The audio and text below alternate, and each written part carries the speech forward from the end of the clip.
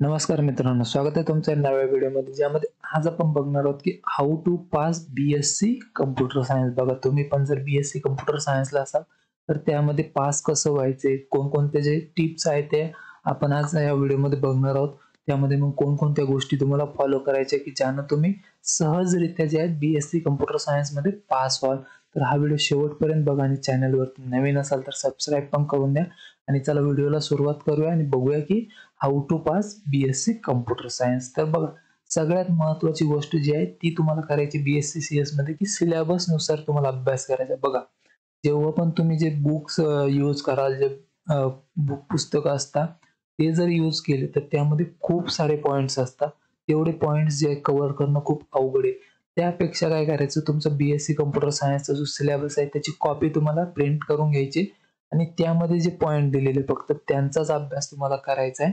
त्यामध्ये जे main point असतात तेच दिलेले राहतात, फक्त त्याचा अभ्यास करायचा.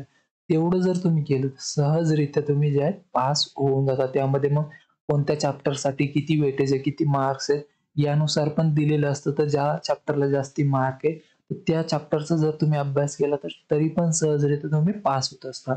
त्यानंतर पुढची गोष्ट आहे की तुम्हाला जे लेक्चर अटेंड करायचे. बघा, लेक्चर अटेंड करायचे आणि जर तुमच्याच्यानं होत असेल तर तुम्ही नोट्स काढा लेक्चर चालू असताना. हो, पण लेक्चर जे त्यांनी पूर्ण अटेन्शन देऊन तुम्हाला लेक्चर करायचे. की लेक्चरमध्ये काय चालू आहे, त्यामध्ये काय काय शिकवलं, कोणतं चॅप्टर म्हणजे कोणता जो कॉन्सेप्ट होता तो तुम्हाला तिथे शिकवला, ह्या सगळ्या गोष्टी तुम्हाला तिथे अटेन्शन देऊन शिकायच्या आहेत. त्यानंतर इथं क्रिएट अ स्टडी शेड्यूल, तर तुम्हाला टाइम टेबल बनवायचा. त्या टाइम टेबल नुसार तुम्हाला जे आहेत तिथे अभ्यास करायचा आहे. त्यानुसार जे बघा बघा जेवढे पण जे आहेत ना, तुम्ही असं नाही की दिवसातून 8 घंटे अभ्यास किंवा 6 घंटे एवढा करण्याची गरज नाही. दिवसातून फक्त 3 घंटे अभ्यास जरी केला ना तुम्ही कॉलेजच्या व्यतिरिक्त तरी बस झाला. एवढ्यामध्ये पण तुम्ही पास होऊन जाता. तर जास्ती पण नाही, फक्त तुम्ही टाइम टेबल क्रिएट करून घ्या आणि त्यानुसार अभ्यास करा. त्यानंतर इथं प्रॅक्टिस रेग्युलर. बघा, तुम्हाला प्रॅक्टिस करणं पण गरजेचं आहे. त्यामध्ये तुम्ही ना सगळ्यात महत्वाचं हे करू शकता की प्रिव्हियस इयरचे जे क्वेश्चन पेपर असतात ते तुम्हाला सॉल्व्ह करायचे. बघा, जवळपास 15 ते 20% जे क्वेश्चन असतात ते रिपीट होत असतात प्रिव्हियस इयर मधून.